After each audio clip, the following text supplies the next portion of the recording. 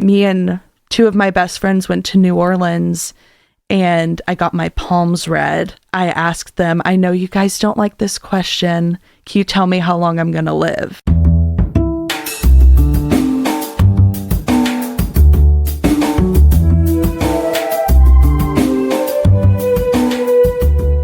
This is Champagne is Also a Band podcast. One songwriter, one song. I'm Sven, your host for a journey into the music of Champaign-Urbana. Recorded in the Blue Box studio with a songwriter from the Champaign-Urbana music scene, past or present. Champagne is Also a Band podcast is proud to be a part of the Champagne Showers Podcast Network.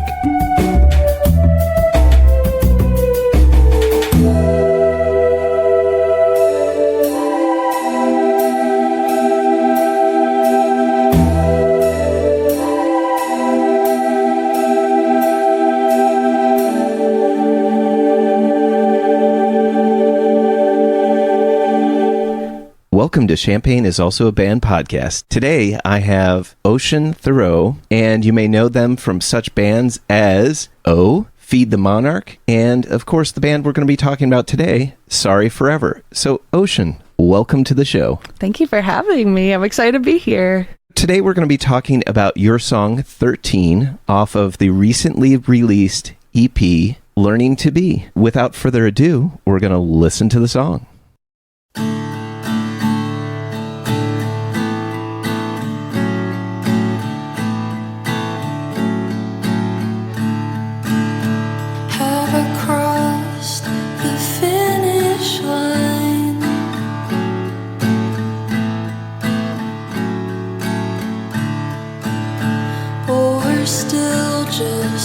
Wasting my life.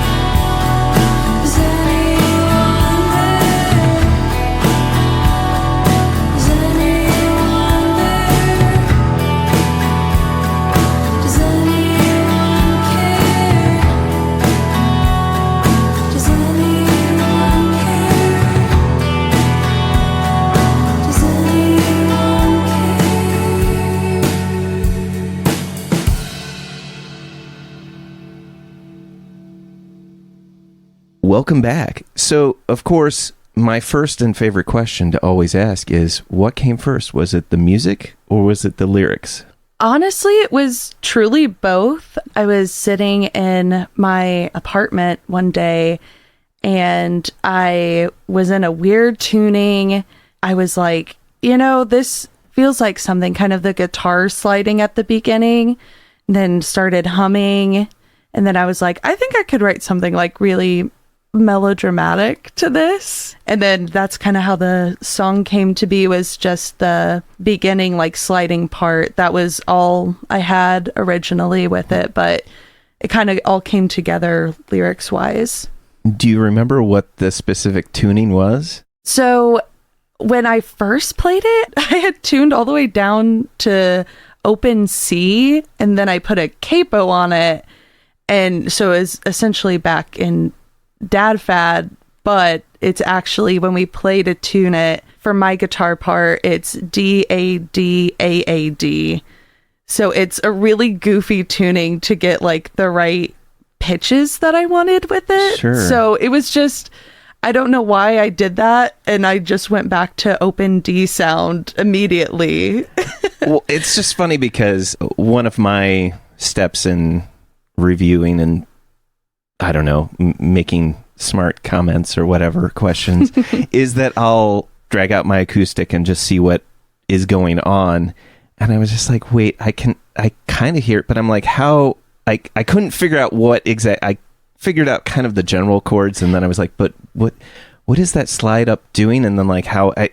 So I feel a little bit better because it didn't occur to me, which is funny because usually that's it's probably an open tuning kind of thing. Mm-hmm. You started off with those chords, the slide up, the open tuning. When did the concept of the song, its lyrics, when did that kind of come together? Like, when did you realize that you wanted to talk about the subject matter that you wanted to talk about, or how did that happen? I am really inspired by Phoebe Bridgers, Lucy Dacus, Julian Baker, very open-ended songwriting and very raw and emotional, being really true to myself with that. It did take a while for me to come up with like finalized lyrics, I will say. I listened to a lot of Phoebe Bridgers, Lucy Dacus, and this song was specifically more inspired by like Julian Baker. I was just really in a headspace where I was getting to a point where I was starting to accept that it's okay for me to kind of go back to a headspace from when I had this severe event happen in my life, that's normal and okay to experience. I've had a lot of guilt and shame around going back to that headspace, but it's a normal human experience. Even if it's not like a traumatic event like this was written about, it's still something everyone can experience. A certain smell takes you back to when you're like 5 years old and you're like, oh, I have this memory of my grandparents when they were still here. Sort of that was the main concept of the song, was people do this all the time and it doesn't have to be a negative thing. But it was really quite emotional too. It was very vulnerable, which was difficult at first. And then I have wonderful bandmates and I played it for them in our practice space. And I was like, my hands were sweaty. I had to close my eyes the whole time playing it for them. And when I was done, I was like, if it's bad, like we don't ever have to play it again. If you guys don't like it, that's okay. And all of them were like, no, we'll add that to our set list. And Sean and Sin, I remember, were like, talked to me personally after and were like, if we come out with a project, that needs to be on the project for sure. That was also a big push for me to finalize the lyrics at the end of the day too, because at the beginning I was kind of like, I don't know if these make sense, you know. So it's interesting that you talked about Julian Baker, because I love her work and I'm blanking on the name of the song, but there's one song that like almost tears me every time, and all that she's talking about is kind of this struggle with OCD and like, I want to stop washing my hands, I just want to go home, you know, like, yeah, like yes. It's just like, how is something, I'm not going to say like benign, but something that is very simple turn into something that weighs the soul down. And like so a Herculean task. Yeah, it's just that idea of speaking directly from what words you have available in order to communicate something simply, but about something complicated in a way. I don't know if that made any sense. I feel like I wandered all over, but no, it absolutely does. The reason I feel so drawn to like Julian and Phoebe's songwriting specifically is if you said those words, it would just be a conversation. And that's what I really feel like drawn to when I listen to their music specifically, is I could see myself opening up and just talking about these things. I do really like a catchy like chorus and stuff too. That's always fun. So I kind of have that at the end with the resolution that happens. But the beginning of the like, have I crossed the finish line or just wasting my life was the first lyric that came to my head and made it into the final cut, which is kind of exciting to see like that was just a thought I was having when I heard these chords. I was like, this is really like poignant, like the way it sounds to me. I was like, I have to say something that's been weighing on me. And it wasn't an active thought that I was having. But as soon as I heard it, I was like, oh, am I like stuck where I am? Or am I able to break out of this creativity slump? Is a big one that happens a lot of the time. I'll hit a stride with it and go back to, oh, I have nothing right now, you know? I hope that this isn't going too forward in the story, but I had a question. I was curious about why particularly the touchstone of 13 as that is the returning point. You know what I'm saying? Is that you're using that point of 13 as a point of comparison, when I was thinking, gosh, I don't even know if I specifically can remember what it was like to be 13. and I just was curious about that as to whether, you know, that seems like that's the first time that you're a teen. You know what I mean? Like, and so I was just curious about the choice to use that as a kind of a touch point of like, that's where you're returning, that's where you're focusing back on. So I kind of touched on that question. Sean and I wrote a little description of each song and kind of a general meaning behind it. But when I was 13, I had a traumatic event happen in my life caused by somebody else. It was kind of like this wake up point for me, I guess, where I was like, I have been in this bubble of love and kindness and everything from my parents, who are wonderful. But when I was 13, I had this event happen. It was the first time I was kind of brought out of the shell I didn't even know was there. It was just so jarring to me. The specific event that happened was a sexual assault, and I didn't tell anybody until I was 15, not my parents. And I remember like telling my mom about it and just going back and being like, I held that for like 2 years alone as this freshly teenage person, and how difficult that was. And it didn't hit me until I told somebody like, oh, that was actually something I should have been discussing. So when I think back to 13, I had this shell and wall just completely ripped out from underneath me. And then immediately was like building a cover back to myself to not put that on anyone else. That was really difficult, and it's still something I actively have to try and fight against, because it was what I knew to kind of survive that time and keep going as normally about my life as I could. It's way easier to talk about now, like, especially after writing the song and it being out to people. I feel way more at peace with the situation too, which helped a lot. It was a big catharsis for me to be able to share that in a way that felt true to myself still. One of the things that I think, as I'm thinking again about the lyrics and this piece, I feel like there's this sense of, when you began talking about it, like once you say it out of your mouth, somehow it becomes strikingly realer, if that makes sense. I mean, that's I'm contextualizing within the lyrics, but like that when you reveal that sometimes, I don't know, not that it's like double trauma, but it's like it becomes real again because it's now out there, but also in some senses in recovering from that, like by making it real, it's something then that is tangible to work with or progress with. I don't know. Again, this is me speaking from my brain on how I process my own trauma. I always say the way I interpret someone's lyrics says more about me than it does about you. So absolutely. Yeah. So we've been playing this song about a year up until the point of the release. So for a while, when I first showed the band, I was like, I don't know if I could ever play this in front of people. Jay and Sean and Sven were all telling me, you should play this in front of people. I think they don't need to know exactly why you wrote this essentially poem, is kind of how it more felt coming out in the writing process of it. But it was something that I saw immediately with my bandmates. It was important for me to share. And that felt really good, that even if they didn't know this thing about me, they related to it on some level. Like, it doesn't have to be that specific year in your life. I think the lyric, writing the same words ever since I was a kid, is very, I don't know, deep isn't the right word.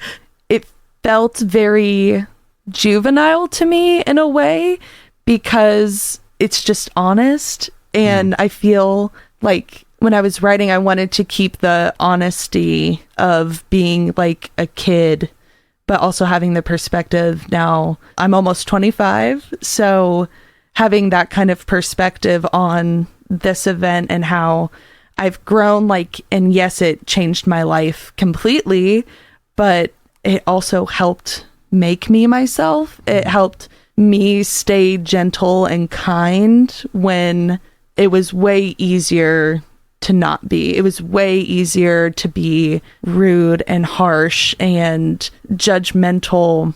But I had always felt like I don't want that person to take that from me. My youthful innocence, I didn't want them to take away my kindness. And that was something really important to me. And this song to me is half angry, but also half just accepting, but also still having this like call out to, does anyone notice, essentially? Well, and I was thinking about in that, I want to call it the outro. Is anyone there? Does anyone care? Yeah. I kind of like when going through trauma or reflecting back on it, it's like, there's this weird feeling of like, how is the rest of the life of the world continuing on? Is there anyone else that is thinking of these things as well? There's like this secondary bubble when you're thinking about it, like you get stuck in that. And I think in some ways you're kind of recontextualizing this idea of being stuck in that 13, but also like somehow the world just keeps rolling on. It's interesting, I was thinking more of the idea of when you're 13, it's like there's a certain viewpoint of what the world really is. And then when you get older, it's just like, well, have I made some kind of progress? I thought it was interesting that you used that first line of, have I crossed the finish line? Finish line just hits so hard as like a final point of like, this is it, the final summation of everything. And I would kind of hope that the idea is that crossing the finish line is something that happens when you finally die, right? Like, that is the summation of all of your accomplishments. That is the celebration. That is the point at which things finish. But then also, when does whatever is troubling you, when does that end, in a weird way too? Like, is that the finish line? So I was curious, like, how did you think about the finish line? You said that was one of the first lines that you wrote. So I'm kind of curious, how did you think about that in the context? And then how do you even reflect on it now that you've played this out? Do you find that sometimes the meaning morphs itself when you've gotten that, I want to call it the feedback, like that emotional feedback from the audience when you perform? I'm just curious about that change. Yeah, absolutely. It definitely has taken on several different meanings. I love hearing what you said. I'm like, oh, that's awesome. I'm glad that is how it's being received on the other end of it without any previous context. That's really cool to hear. I think when I was writing it, I was in the works of finding a new therapist. The first therapist I ever had was so lovely. She's so great. She's unfortunately retired now. Unfortunate for me, good for her. I had felt like once that relationship went away because of her retirement, that I had reached the end of my therapeutic journey.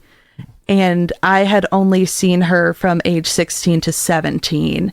After I had told my parents about this event that happened, I was like, I really want to see this therapist. My parents are also both therapists. So they recommended somebody my mother had worked with before who wound up being a great fit for me personally. And I was so lucky. But when she retired, I felt like there's nothing else. There's kind of this finality almost to this healing journey that I had started. And then when she retired, I felt like I lost all this momentum. And being a kid, having depression and anxiety, I was like, oh, the end is nigh.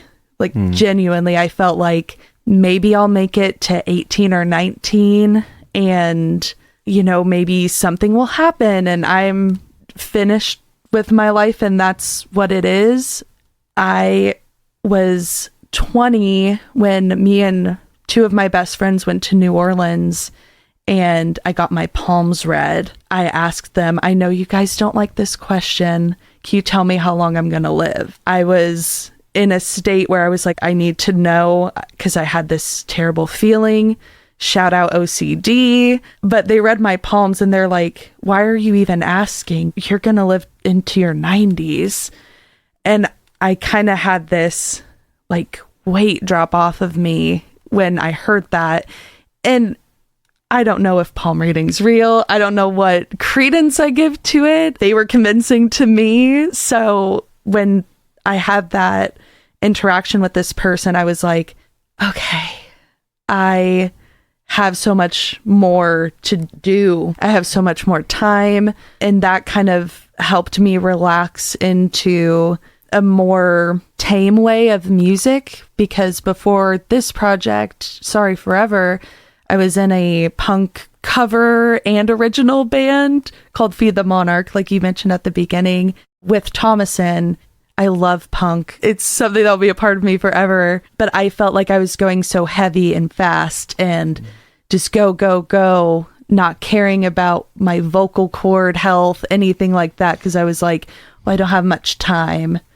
And so when I had that, I was like really drawn into folk, and I think folk is super punk. There are a lot of Americana songs and things like that that are just as poignant as some of the upbeat, faster songs, So that was kind of me feeling like I had already finished my life when I was writing the song, kind of being like, I don't know what's next. I had begun college, COVID happened, and I haven't gone back yet. So I felt like if I'm not going back to college, there's nothing else left for me to do. Like, you have to do this. And I've made a lot more peace in knowing I am working where I love to work. I get to be around music all day.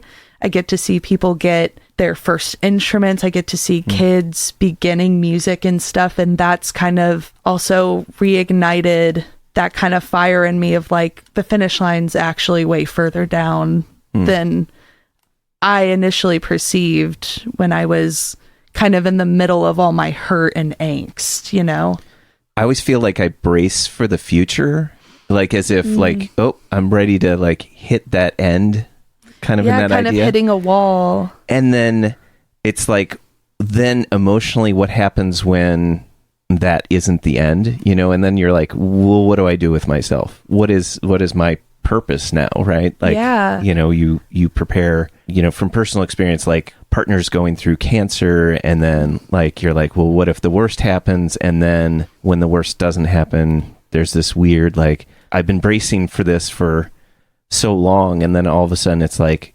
okay, now we have to get back to real life, right? Have you heard the song Is This It by The Strokes before? I have, and I'm sorry if I'm blanking. Yeah, it's oh shoot, no. Yeah, I mean, I best answer would be like I've probably heard it, but I don't know that I'm not grasping a connection right now. So it's not musically related to that song, but like thematically, the singer of The Strokes is asking throughout the song, "Is this it?" Like, you know, and I can't recall all the lyrics, but I remember driving in my car and kind of screaming along to that line specifically of just like, oh my gosh, like, is this going to keep going? Is this it? Is this all life is these sad, scary things? And are they happening to everybody, or is it just me? I don't listen to The Strokes a whole lot, but that song always comes to mind kind of when I think about things that you were talking about with like going through difficult times with partners, sicknesses, illnesses, things like that. It can be definitely super scary to confront, and getting on the other side is wonderful. That's what you're hoping for the whole time, but you're also bracing for if it doesn't turn out that way, and that can be a huge shock to the system, just as the other option, you know? I'm going to tell you my favorite part of the song, and then if you will tell me your favorite part of the song, that would be great. I think lyrically, and I also think there's a section, it's you say you're talking about "and I'll wake up the same," and then there's kind of this instrumental section. I see that as kind of a reflective, like I'm thinking about whatever I've gone through and what I'm going to go through, and then that section where it's just like blank staring at the mirror, can't even meet my own eyes. The music wants to indicate that things are going to get better, but it seems like that verse does the whole like full stop. It's not over. It's you still have to deal with like the remaining things that you just can't kind of get out of your system. And I connected with that emotionally, where it's like when you're by yourself and then you actually have to take the moment to reflect upon your own self. Sometimes that's harder than just talking to someone else. From the perspective of like even being your harshest critic, you know, I connected with it on that level in my initial like listening to this, because I kept thinking about like, what does that mean when you can't connect to your own self? You know your own inner voice better than anyone. Yeah, it's your inner voice. When even that inner voice isn't capable of reflecting on itself and just is unwilling to connect with itself. That feels like the point of the song in some ways to me, you know, from my perspective of when I was listening to it, partially just because it was almost that feeling of a reversal, because I feel like the music was building as like almost as if there would be a hopeful part, but then which I feel like any progress that we make is always going to be filled with like making progress, but also having to kind of pull back and then try again and do that over and over. So to me, that spoke to me. It's crazy to hear other people talk about lyrics specifically. Like, I find so much joy in that, even though it's about something kind of sad, you know. But thank you for all the kind words. That was, yeah, I love hearing feedback on that. That's super special to hear, especially with a song as vulnerable to me as this, where it was hard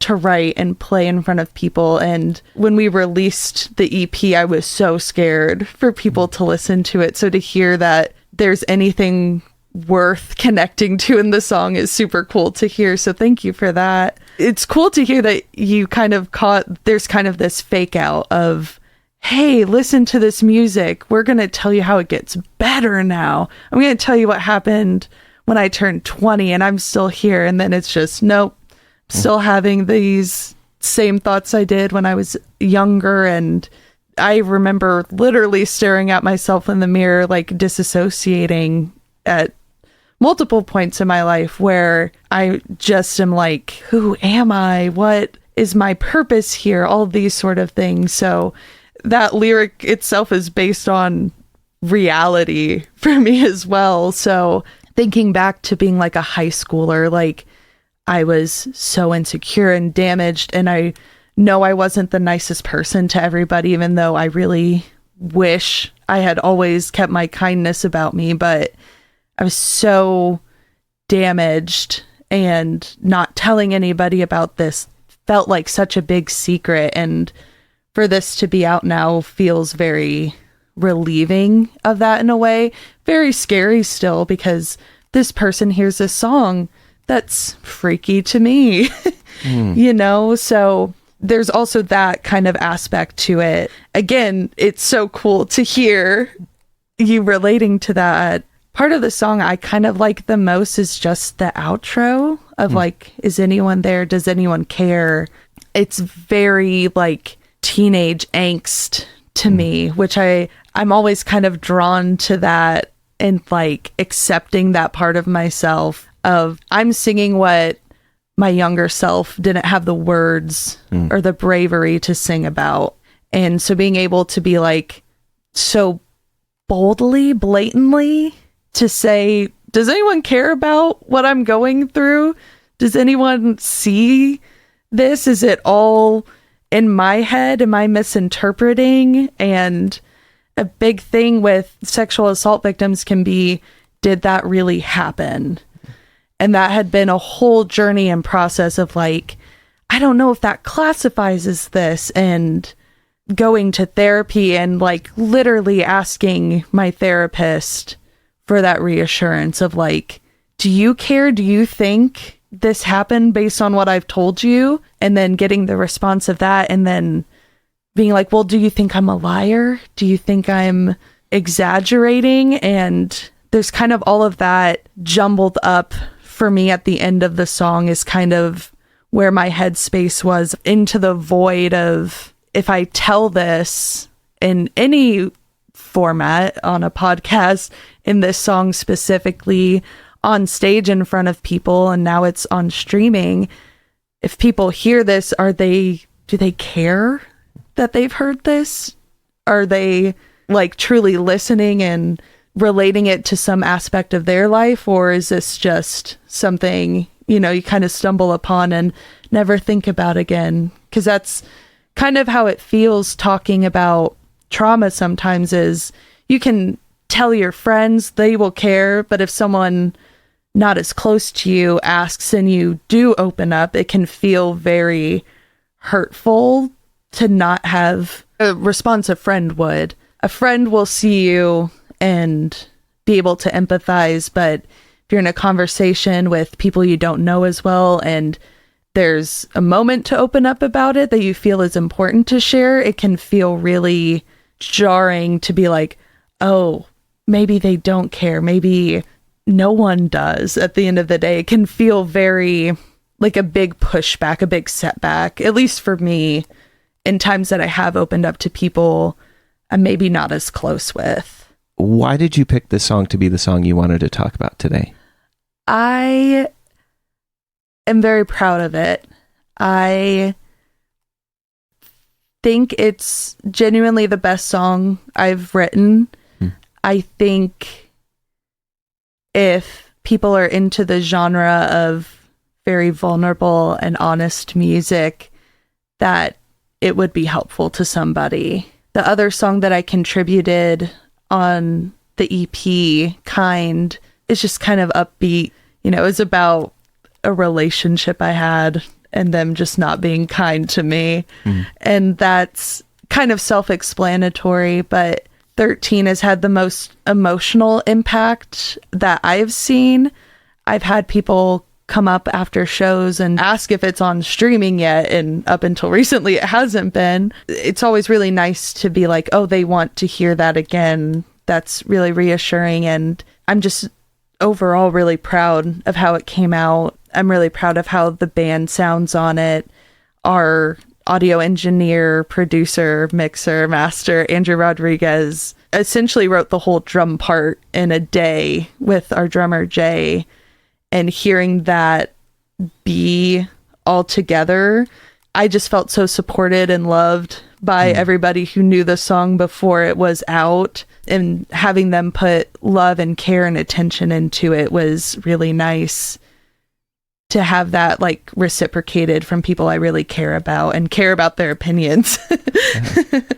I love it. I hope other people love it. I hope no one can relate, but I know they can after like hearing about why I wrote it. But I hope if people haven't had that experience, and I hope most people haven't, that they still find some meaning and relatability in it, which hearing from you that you have is wonderful. So yeah. Champaign is also a Band podcast is proud to support Jubilee Cafe. Jubilee Cafe is a free weekly meal program at Community United Church of Christ, 805 South 6th Street in Champaign, Illinois. Jubilee Cafe serves a home-cooked meal from 5 to 6:30 each Monday. Their mission is to feed hungry people by cooking healthy, delicious meals and by serving their guests restaurant-style with servers waiting on tables. Jubilee Cafe is open to anyone who cares to eat with them.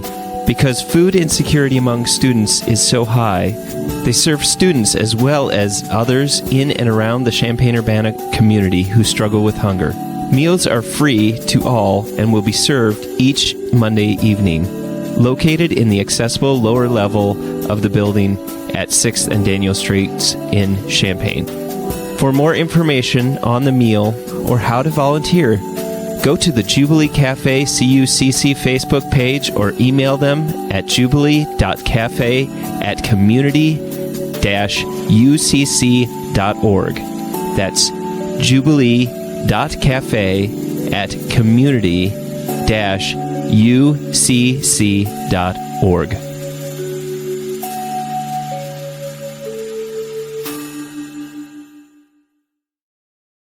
Welcome back. So, Ocean, what is your favorite Champaign-Urbana venue, past or present, DIY or business?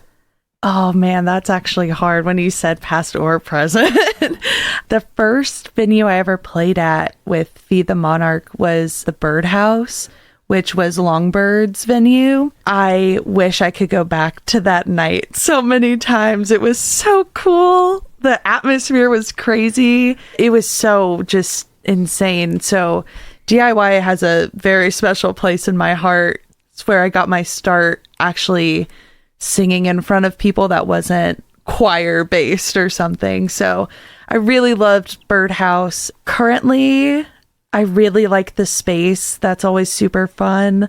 We recently played Grandma's House, and that's a new-ish DIY venue. I think they're about a year or two old. And so respectful, so cool. There's kind of like a cubby in the wall from like the main place where you play downstairs. And it was just so cool because you could immediately like go in there and kind of cool off. And it wasn't as like hot and humid in there. DIY is definitely, it's kind of my heart and soul from getting my start there for sure. I don't know. I've been to other towns that have DIY scenes, but it certainly helps when we're talking about like a university town or a college town. Yes. And that's kind of the place to have shows and has a low threshold. DIY venues, I appreciate you. And part of it is just, there are so many DIY venues that I can tell are making the effort to make it a safe space, to make it a comfortable space, to make it a place where people can be comfortable and learn, kind of learn the ropes of performing live. I feel like if it's a business, and don't get me wrong, I think business venues are very important as well, but there's an opportunity that happens with DIY that I don't think always happens with business venues. Although, for example, like the Gallery Art Bar and, of course, the Space has, I don't know if I want to say like has a low threshold, but has opportunities for people to cut their teeth on performing live. And places that have open mics are super important. I love venues that make that available. So I guess, sorry, that was my little soapbox there for a second, but I appreciate the fact that the DIY venues as well as business venues that create a lower threshold to get into the music scene. Absolutely. When I was in a punk band, we played at Rose Bowl, and it was a very hectic show. Our band didn't have enough time to practice between that. And I felt like at the time, oh, this is the end of the world. They think I'm a bad musician. I'll never be back here. And then we started our next project, Sorry Forever, and we've been back several times. So it's really nice to see like business venues not holding against you if you have an off night, because I think a lot of the people there also know that stuff happens outside of your control. And, you know, being in a band, if you're unable to practice all the time, sometimes you're going to have an off song, or, you know, you can't quite hear each other quite right, and you're too scared to tell them to turn up your monitor. So I really love the Rose Bowl for letting us back in after my first show there. I was nervous after that, but every venue that we've played, DIY or business, has been phenomenal in supporting the artists and uplifting everybody, because I feel a lot of the time as an artist, if you messed up something, you're focused on that. The crowd doesn't know, especially if you're playing originals. Right. They're having a good time, you know? So it's really special, and Champaign-Urbana is becoming less of a hidden gem, but is truly a hidden gem. I think it's on more people's radars that Champaign-Urbana is like a good music scene, because we've had so many great bands start here and go up to like Chicago, or they stay around kind of all over the place now. You know, with all that in context, like, what do you think makes a good music scene? That's such a good question. I think the biggest part is letting new people be part of it consistently. This is the music scene I've been part of for the longest. It's where I have all my roots with performing my own music live and everything. So it'll always have that special spot. But recently we played, our EP release was also kind of just derailed fest. We kind of hijacked our day and did all of that at once. The first band that played that day was called Squirrel Movement.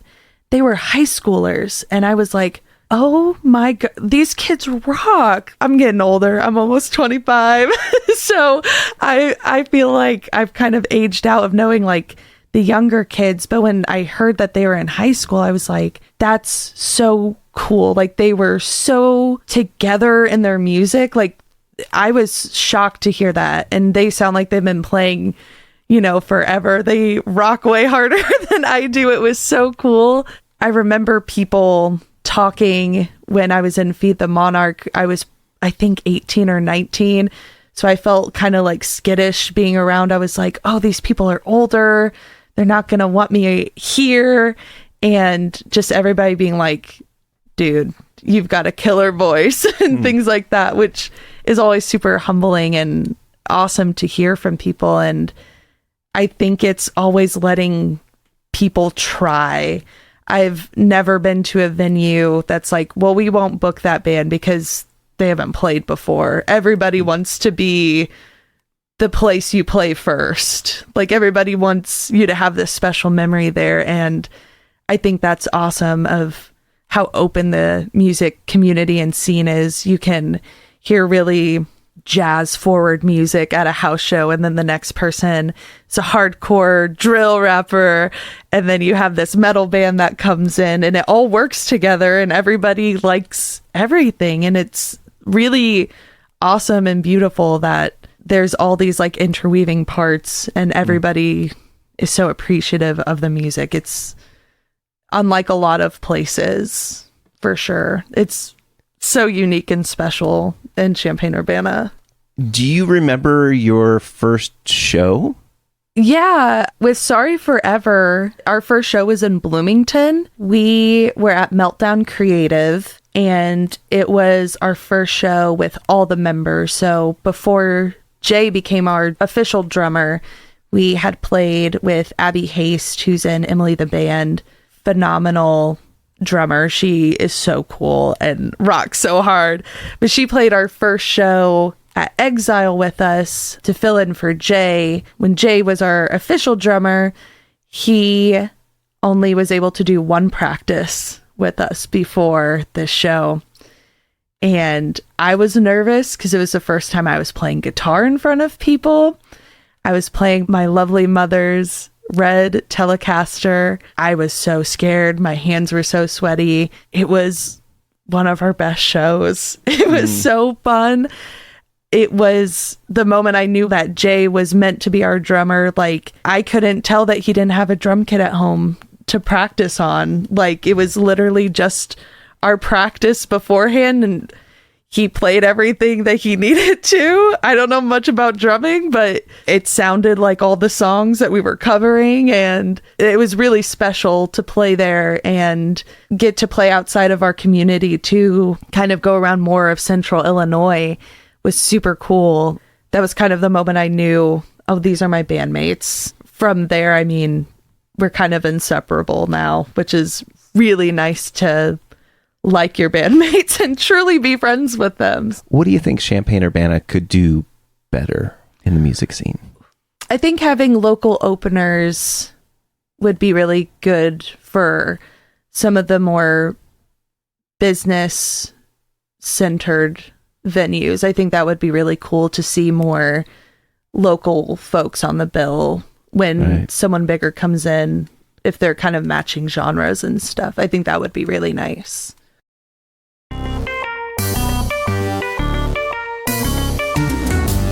Champaign is Also a Band podcast is proud to support Exile on Main Street.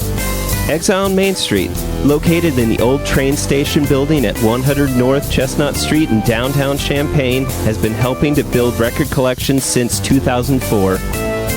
Carrying a wide array of new and used LPs, CDs, and video games. Exile on Main Street has something for just about any music enthusiast and old-school gaming devotee. Exile also hosts regular free live music shows on its stage, so be sure to check out their Facebook, Instagram, and Twitter pages for the up-to-date details on the next upcoming event. Open 7 days a week, they can be reached by phone at 217-398-MAIN. That's 217-398-6246. Welcome back. So, Ocean, what is your favorite non-musical thing or things? Well, I love cats. I have 2 cats. Me and my fiance have a fully white cat and a fully black cat. So, yin and yang.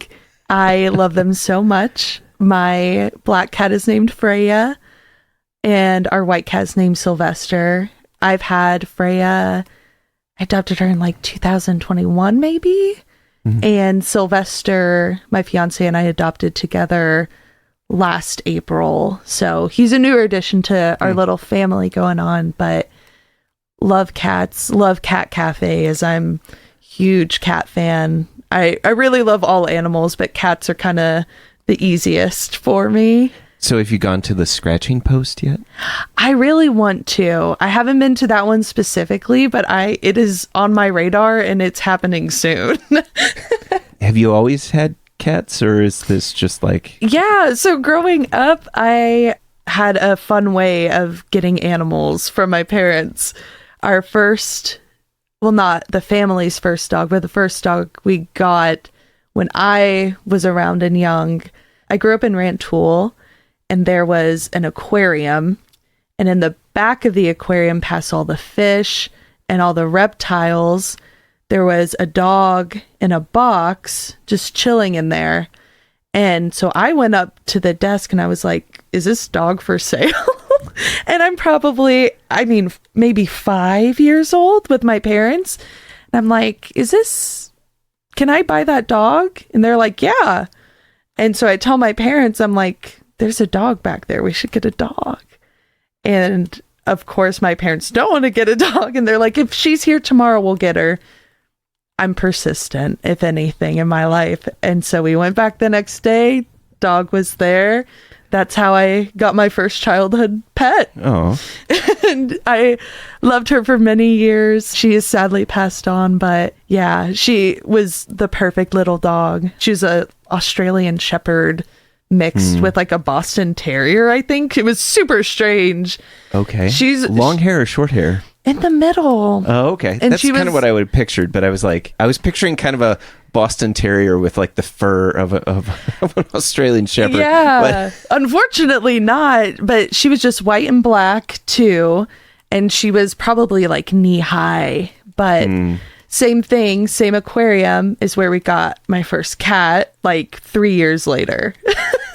So, I had a good run. I don't know why they had cats and dogs there at some point, but it worked out for me. It's no longer there, so I won't be adopting from there anymore. But yeah, and then I had rabbits growing up. I was a big animal lover. And I had to home them. I'm sorry, but that just popped in.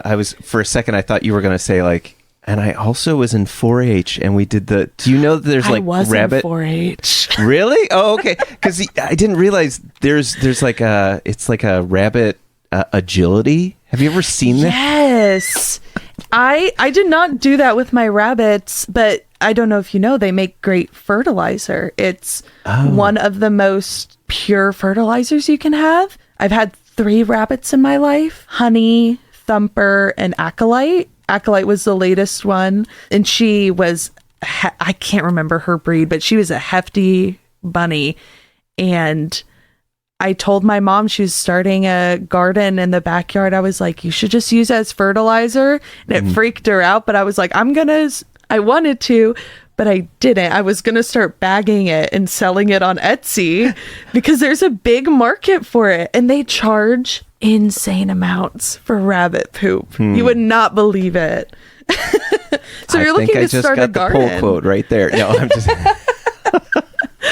Oh my goodness. Oh, okay. Well, and it's funny. We have horses, so of course they make quite horses. A few. They make a lot of fertilizer, but they also produce a lot more often. Do you ride horses here? I do not. Leslie, my partner, rides horses. So right now we've got one that's kind of in retirement, I guess you could say. Okay. And it's not, she's 25 right now, so she's... Oh my gosh. What she's getting up there. Life. But that's wonderful. She just...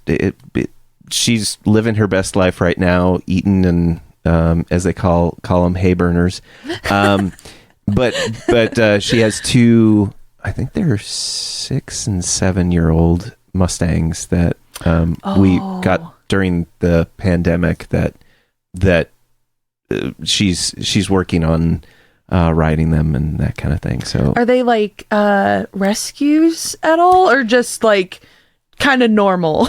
No, well, so I mean, yes. Because I don't know, I don't think they have the program anymore, of course, because anything that's decent as a program has been kind of shut down. Anyway, moving on. So the Bureau of Land Management, so there's a law that you can't slaughter wild horses. So in terms of like population management, sometimes what happens is then they'll have to move a chunk of them into these big lots, and which isn't great for the lots, isn't great for the environment, isn't great for the horse. And so what they've started doing is they have a program where you can adopt Mustangs. And so she ended up adopting these 2 Mustangs, kind of not at the same time, but just since the first one, she liked it so much she had to do it a second time.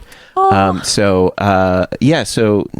one of them I think is a little too Hermes, I'm not sure his brain is...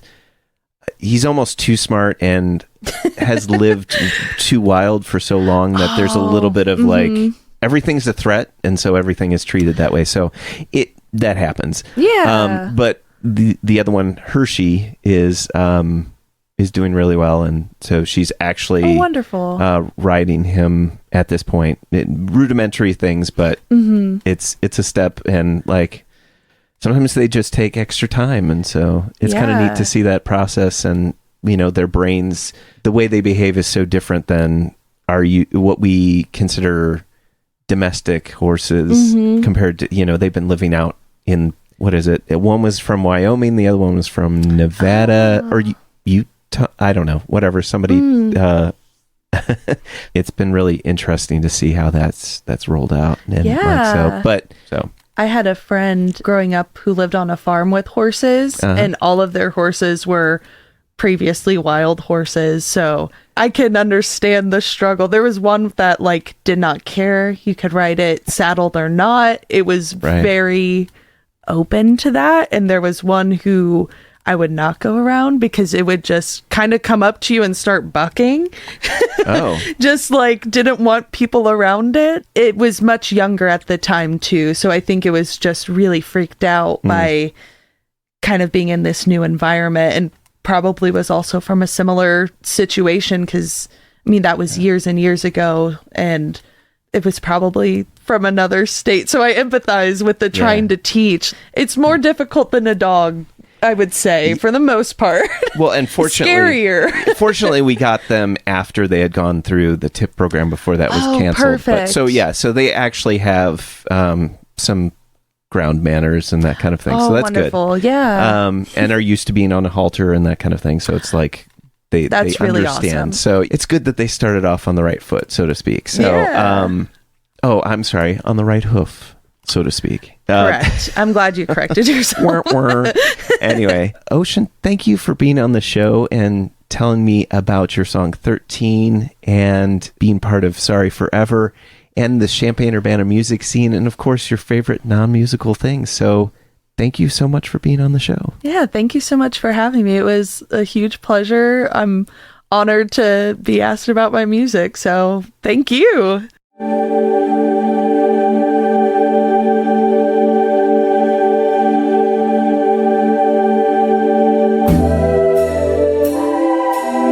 Thank you for listening to Champaign is Also a Band podcast. This is Ocean Thoreau of Sorry Forever, reminding you, great music is out there. Go find it where you live.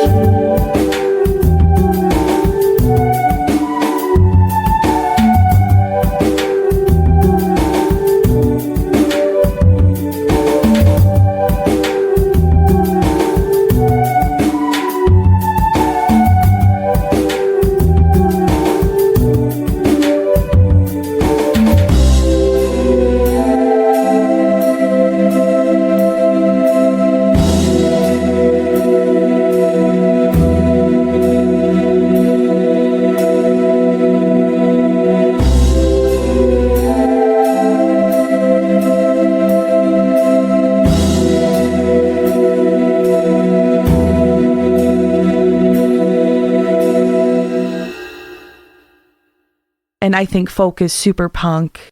That's a wrap. Champaign is also a band. You almost have an NPR voice. It's so good.